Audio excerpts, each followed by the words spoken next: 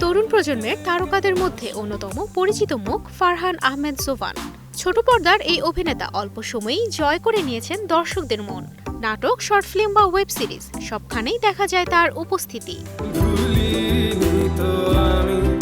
জোভানের জন্ম 1992 সালের 18 সেপ্টেম্বর।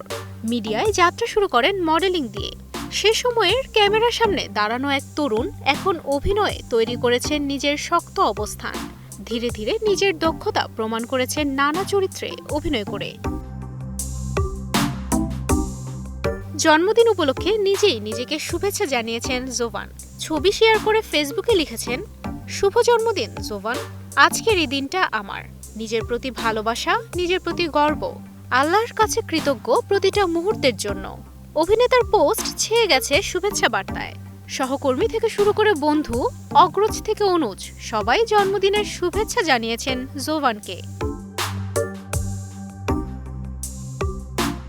আবেগ, অভিব্যক্তি আর অভিনয়ের প্রতি ভালোবাসা সব মিলিয়েই তিনি আজকের জোভান। তারুণ্যের গল্প, রোমান্টিক গল্প, পারিবারিক টানাপোড়েন বা সম্পর্কের জটিলতা, সব চরিত্রেই নিজেকে ফুটিয়ে তোলেন চমৎকারভাবে।